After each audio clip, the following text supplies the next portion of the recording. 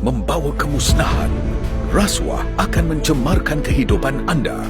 Jangan sesekali anda memberi atau menerima rasuah.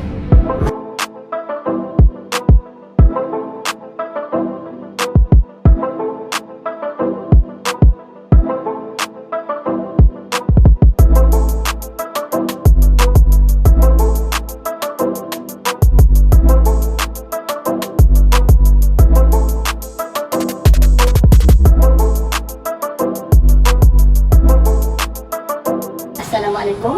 Kami akan membentangkan tugasan yang bertajuk rasuah dalam jabatan.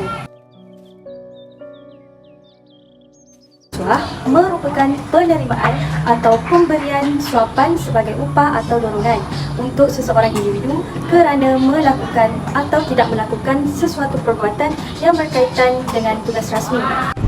Rasuah dalam jabatan merujuk kepada amalan yang tidak sah dan tidak moral, mana seorang menggunakan kuasa atau kedudukan untuk mendapatkan faedah individu atau keuntungan secara tidak sah.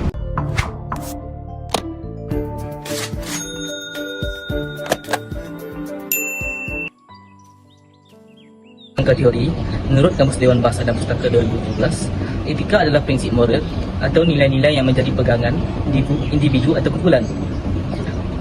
Ia penting dalam membentuk tindakan manusia dan tanpa etika, usaha manusia akan gagal. Etika juga berasal dari kata Yunani iaitu ethos yang bermaksud adat kebiasaan dan etikos yang bermaksud moral. Ia juga merupakan satu teori mengenai tingkah laku manusia dari segi baik dan buruk. Dalam falsafah etika, kita mengkaji nilai-nilai moral, prinsip dan standard perilaku yang mengatur interaksi manusia dalam masyarakat.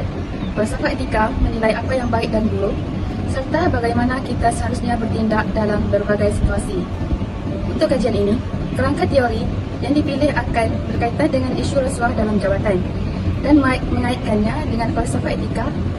Kerangka teori ini membantu menghubungkan isu semasa dengan teori yang digunakan dalam penulisan kajian. Seterusnya ialah metodologi kajian. Metodologi kajian bermaksud membentuk, mengumpul dan menganalisis untuk membuat kajian.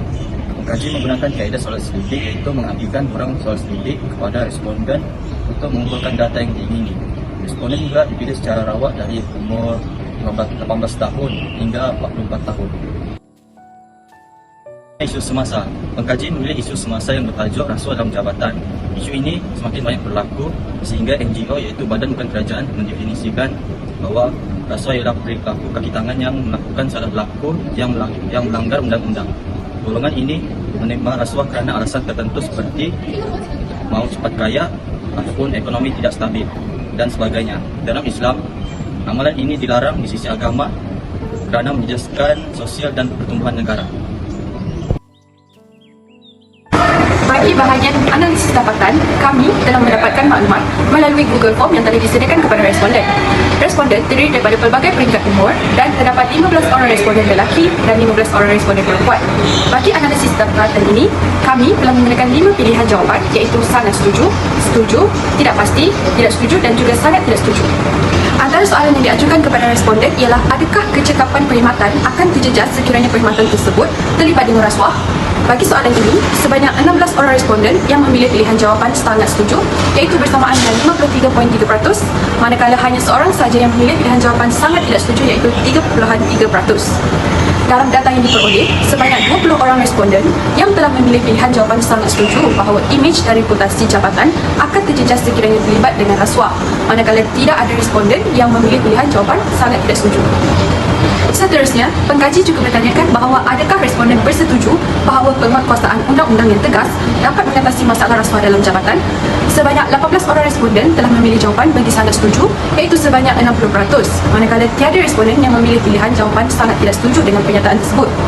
Sebanyak 18 orang responden telah memilih pilihan jawapan sangat setuju sebagai jawapan bagi langkah mekanisme kawalan dan pemantauan yang ketat dapat mengatasi masalah rasuah dalam jabatan. Namun, hanya seorang responden sahaja yang memilih jawapan tidak pasti bagi langkah yang telah dicadangkan itu. Seterusnya, dapatan kajian berkenaan adakah kepercayaan orang awam terhadap jabatan terjejas jika jabatan tersebut terlibat dengan rasuah menunjukkan bahawa responden sangat setuju dengan pernyataan tersebut dengan mencatat jumlah 17 orang responden yang berpandangan sedemikian, manakala hanya 3 orang sahaja yang tidak pasti dengan pernyataan tersebut. untuk penyataan berkenaan rasuah menyebabkan persekitaran kerja yang tidak sihat telah mencatat rekod bahawa responden sangat bersetuju dengan penyataan yang diberikan dengan mengumpul sebanyak 14 orang jumlah responden yang sangat setuju dengan penyataan tersebut dan 4 orang jumlah responden tidak pasti terhadap penyataan tersebut.